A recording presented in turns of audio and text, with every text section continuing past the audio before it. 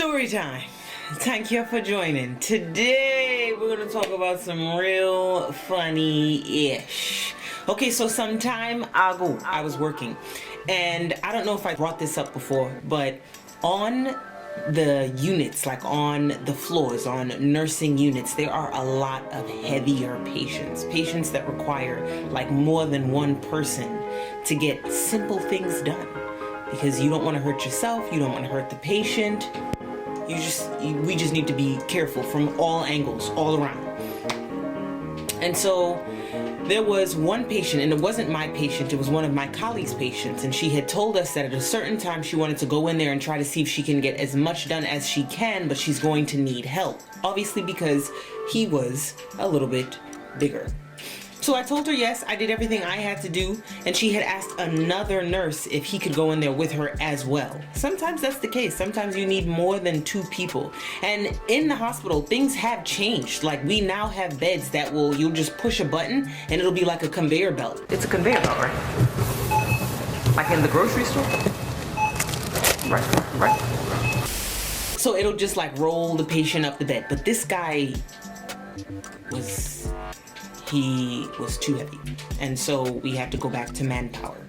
And so I did everything I had to do, the other nurse did everything he had to do. We tried to like consolidate everything so that we can all go in there and spend the time with her so that she can get everything done and clean him up and do her assessment, check his skin, check any wounds. Obviously she can't do it with just her strength. And so it all boils down to the time that it's time for us to go in there. And she's on her way in with the two of us, and she's singing this song. And what's the name of that song? Staying Alive. Oh, it's Staying Alive. Oh, it's in the song. Okay. Staying Alive.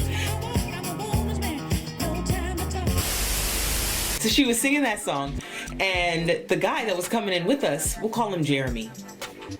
Jeremy was like, "What is that song?" And she was like, "You don't know that song? That's why you're still single." And so we start laughing. At this point, we're in the room. The patient heard the insult, and we're all just crackling. Like, we're just haran. We just bust out in a whole bunch of laughter. And so the patient then takes his time, reaches for his glasses on the bedside table, puts it on, looks my guy up and down and says, no, that's not why he's still single.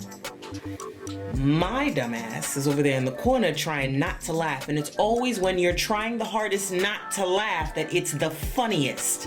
So you hear my little like snickers in the corner and everybody else is dead quiet, and the patient was like, "Well, I thought we were cracking jokes. I didn't realize, I didn't mean to hurt anybody's feelings." And then I just bust out laughing. The other nurse starts laughing.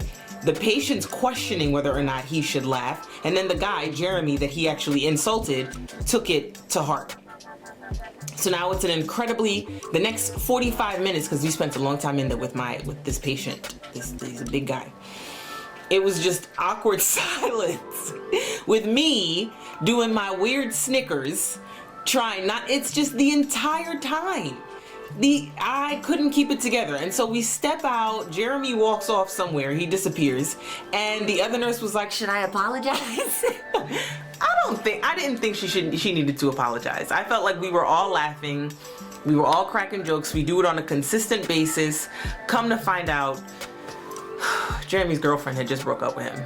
So he was already pretty vulnerable. He was in a very insecure state. He was feeling some type of way, and the patient was just the cherry on top to how he was feeling. I don't know how that caused him to tip over, and not the statement that that's why you're still single didn't cause him to tip over. I feel like maybe that was just the cherry on top. Either way, we go back into the patient's room a little bit later without Jeremy, not really to do a whole lot of man work, like too much movement with the patient. And the patient was like, "I really do hope that he knows that it was just a joke, that I really wasn't trying to, come for his manhood or his looks or any of that."